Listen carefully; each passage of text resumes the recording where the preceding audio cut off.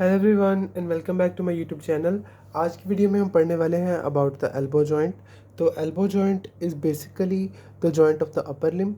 तो ये इसकी हम सबसे पहले टाइप देख लेते हैं that it is a hinge variety of the synovial joint.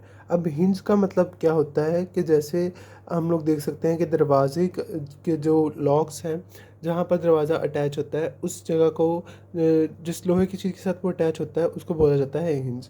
ठीक है। तो जैसे हिंज की दो साइड पे ही मूवमेंट होती है वैसे ही एल्बो जॉइंट की भी सिर्फ दो प्लेन्स में ही मूवमेंट होती है। उसके बाद हम इसकी आर्टिकुलेटिंग सर्फेसिस पे आ जाते हैं। तो इसमें हम लोग देख सकते हैं कि इसमें ह्यूमरस का लोअर एंड, रेडियस का अपर एंड और अल्ना का अपर एंड इन्वॉल्व होते हैं। अब ह्यूमरस का जो लोअर एंड है, जो उसका कंडाइल ऑफ ह्यूमरस है, उसमें हम लोगों ने जब ह्यूमरस पढ़ी थी तब मैंने आपको बताया था कि उसके कुछ एलिवेटेड पार्ट्स होते हैं। एक को बोला जाता है ट्रोक्लिया और दूसरे को बोला जाता है कैपिचुलम। अब जो ट्रोक्लिया है वो अल्ना के साथ अटैच होता है थ्रू द ट्रोक्लियर नॉच, और जो कैपिचुलम है क्योंकि वो बिल्कुल ओवल शेप होता है तो वो हेड ऑफ द रेडियस के साथ अटैच हो जाता है। अब जो आर्टिकुलेटिंग सर्फेसिस हैं इनके बारे में कहा यह जाता है कि ये कार्टिलेज कवर होती हैं। अब इन पर कौन सा कार्टिलेज होता है? इन पर मोस्टली जो होता है वो हाइलाइन कार्टिलेज होता है। नेक्स्ट थिंग हम लोग चलते हैं ligaments of the elbow joint की तरफ। तो एल्बो जॉइंट जैसे शोल्डर जॉइंट हमने पढ़ा था और उसके हमने लिगामेंट्स पढ़े थे, वैसे ही एल्बो जॉइंट को भी कुछ स्टेबलाइजिंग लिगामेंट्स होते हैं। तो फाइब्रस कैप्सूल, यहाँ पर इसका जो कैप्सूल है वो फाइब्रस टिश्यू का बना हुआ है और ये वीक होता है एंड्रोपोस्टीरियरली और स्ट्रेंथन होता है दोनों साइड से बाय द कोलैटरल लिगामेंट। अब ये कोलैटरल लिगामेंट कौन कौन से हैं? एक को कहा जाता है रेडियल कोलैटरल लिगामेंट और एक को कहा जाता है अल्नर कोलैटरल लिगामेंट। अब जो अल्ना है वो मीडियल साइड पे है तो उसको मीडियल कोलैटरल लिगामेंट भी कहा जाता है, और जो रेडियस है क्योंकि वो लैटरल साइड पे है तो उसको लैटरल कोलैटरल लिगामेंट भी कहा जाता है। अब आगे मैं आपको फिगर से दिखाता हूँ कि रेडियल और अल्नर कोलैटरल लिगामेंट असल में कैसे दिखते हैं। Okay, in this picture you can see the radial collateral ligament. This one is the radial collateral ligament and this one is the ulnar collateral ligament. अब जो रेडियल कोलैटरल लिगामेंट है ये आप देख सकते हैं कि ये लैटरल एपिकंडाइल ऑफ ह्यूमरस से आ रहा है और ये डिस्टली जो है वो ब्लेंड करता है with the anal ligament of the radius. ये यहाँ पर आप देख सकते हैं कि ये रेडियस का हेड है, उसको एक एनल लिगामेंट ने कवर किया हुआ है। अब ये इसके साथ यहाँ पर आकर ब्लेंड कर रहा है। उसके बाद आप देख सकते हैं कि जो इसकी जो शेप है रेडियल कोलैटरल लिगामेंट की, ये ट्रायंगुलर शेप है। ठीक है। उसके बाद मीडियल साइड पे जो आपको नज़र आ रहा है that is the medial triangular ligament और द अल्नर कोलैटरल लिगामेंट। अब ये medial epicondyle of the humerus से आता है और कहाँ पर अटैच होता है? ये अटैच होता है टू द ओलिक्रेनोन और इसके तीन पार्ट्स होते हैं। अब इसके तीन पार्ट्स में सबसे पहले देख लेते हैं कि इसके पार्ट्स कौन कौन से होंगे। एक इसका पार्ट है that is known as the anterior cord like band. अब जो इसका एंटीरियर कॉर्ड लाइक बैंड है वो सबसे ज़्यादा स्ट्रॉन्गेस्ट होता है और उसके बाद आ जाता है पोस्टीरियर फैन लाइक बैंड। अब जो पोस्टीरियर फैन लाइक बैंड है वो इसका वीकेस्ट पार्ट है और एक इसका सिलेंडर ऑब्लिक पार्ट होता है जो कि ट्रोक्लिया के साथ आकर अटैच होता है। तो इसके हमारे पास अभी तक कितने पार्ट हो गए? एंटीरियर, पोस्टीरियर और एक है इसका सिलेंडर ऑब्लिक। अब एंटीरियर जो है वो स्ट्रॉन्गेस्ट है, जो पोस्टीरियर है फैन शेप है लेकिन वीकेस्ट है, और सिलेंडर जो है वो उसका ऑब्लिक पार्ट वो इसको आकर ट्रोक्लिया के साथ अटैच करवा देता है।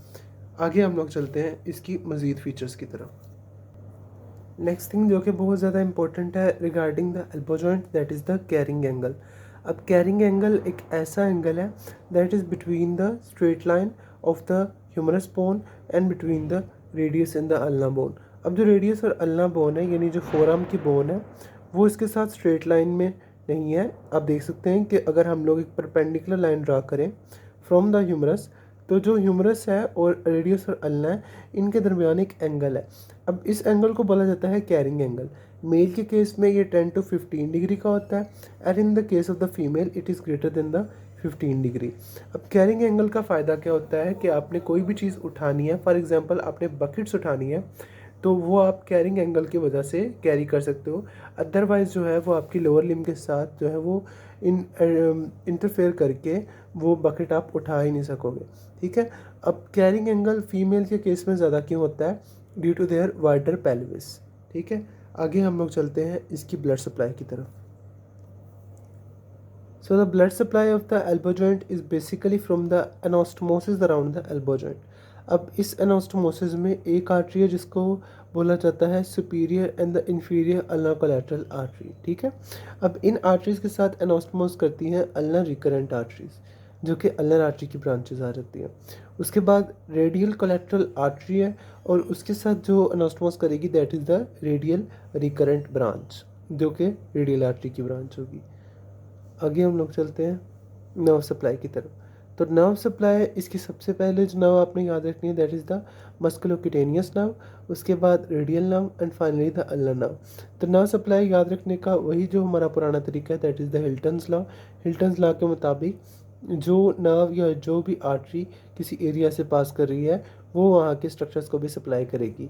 यानी जो मस्कुलोक्यूटेनियस नर्व और रेडियल नर्व और अल्नर नर्व जब ये एल्बो जॉइंट के पास से पास करते हैं तब उसको नर्व सप्लाई भी प्रोवाइड करते हैं। Next is the relation of the elbow joint. तो रिलेशन में हम लोगों ने याद रखते हैं बर्सा। अब जो एल्बो जॉइंट है इसके साथ दो बर्सा जो है वो डायरेक्टली अटैच हो जाते हैं। एक जिसको बोला जाता है ओलिक्रानोन बर्सा और दूसरे को कहा जाता है बाइसेपिटो रेडियल बर्सा। अब जो ओलिक्रानोन बर्सा ये 3 टाइप के होते हैं, intra tendinous olecranon bursa, sub tendinous olecranon bursa and the subcutaneous olecranon bursa. अब मैं आपको बताता हूँ कि जो इंट्राटेंडेनियस ओलिक्रानोन बर्सा है इसको ट्राइसेप्स ब्रेकियाई के जो टेंडन के साथ है ये उसके साथ प्रेजेंट होता है, ठीक है। और उसके बाद सब टेंडेनियस जो ओलिक्रानोन बर्सा है it is located between the olecranon and the triceps tendon, ठीक है। उसके बाद जो सबक्यूटेनियस ओलिक्रानोन बर्सा है ये सबक्यूटेनियसली कनेक्टेड टिश्यू में प्रेजेंट होता है बिलो द ओलिक्रानोन। उसके बाद जो लास्ट बर्सा रह गया है वो that is the bicipitoradial bursa. तो बाइसेपिटो रेडियल बर्सा क्या है, ये बाइसेप्स के टेंडन को सेपरेट करता है from the radial tuberosity and the interior part of the radial tuberosity को ये बाइसेप के टेंडन के साथ सेपरेट करता है। Next thing is the movement. तो रिलेशंस के बाद आ जाती हैं मूवमेंट्स। तो मूवमेंट्स के लिए क्योंकि मैंने शुरू में ही बताया that it is the hinge variety of the synovial joint, तो इसकी जो मूवमेंट है वो सिर्फ 2 ही प्लेन्स में होती हैं और उन 2 मूवमेंट्स को हम लोग क्या कहते हैं, फ्लेक्शन इन द एक्सटेंशन। अब जो फ्लेक्शन है उसमें 2 तरह के मसल काम करेंगे, एक जिनको हम बोलते हैं चीफ फ्लेक्सर्स और दूसरे जिनको हम बोलते हैं असिस्टेंट फ्लेक्सर्स। अब चीफ फ्लेक्सर्स का काम क्या है कि उन्होंने इसको in the presence of the resistance जो है वो फ्लेक्स करवाना है, और असिस्टेंट फ्लेक्सर्स क्या करते हैं, अगर रेजिस्टेंस नहीं होगी तब ये फ्लेक्स करवा सकते हैं, अदरवाइज ये सिर्फ चीफ को असिस्ट करते हैं। अब जो चीफ फ्लेक्सर्स हैं उनमें आ जाता है brachialis and the biceps brachii, और जो असिस्टेंट फ्लेक्सर है उनमें आ जाता है ब्रेकियोरेडियलिस एंड द प्रोनेटर टीरीज। उसके बाद चलते हैं नेक्स्ट मूवमेंट की तरफ that is the extension. Extension के लिए भी सेम रूल है, that is the chief extensor and the assistant extensor. अब जो चीफ एक्सटेंसर है that is the triceps brachii, और ट्राइसेप्स ब्रेकियाई का भी ये मीडियल हेड है। और जो दूसरा हमारे पास एक्सटेंसर है जिसको हम असिस्टेंट एक्सटेंसर कह रहे हैं दैट इज़ द अनकोनियस। अब आगे क्लिनिकल पॉइंट ऑफ व्यू में आपने याद रखना है पुल्ड एल्बो। अब जो पुल्ड एल्बो है that is basically a condition which arises in children, जो कि 5 साल से छोटे होते हैं। और कैसे होता है कि जब आप बच्चे को बाजू के बल खींचते हैं यानी उसको हाथ से खींचते हैं तो क्या होता है कि जो एनुलर लिगामेंट है रेडियस का उसकी वजह से ये जो है सबलेक्स वो एल्बो बाहर निकल आती है, यानी जो हेड ऑफ द रेडियस है वो वहाँ से बाहर निकल आएगा, तो compression of the elbow joint हो जाएगा, ठीक है। अब रेडियस का हेड जो है ये रीलोकेट होता है, पेन इसकी वजह से सबसाइड की जाएगी, और जब तक इसको नहीं ठीक किया जाएगा तब तक बच्चे को पेन होता रहेगा, तो फ़ौरन इसका इलाज ज़रूरी होता है। उसके बाद जो हमारे पास नेक्स्ट थिंग है that is the tennis elbow और द गोल्फर्स एल्बो। अब जो टेनिस एल्बो या गोल्फर एल्बो है इसको बोला जाता है एपिकॉन्डिलाइटिस। अब एपिकॉन्डिलाइटिस का मतलब क्या है, it is not a common uncommon for people who are involve in sports, ठीक है।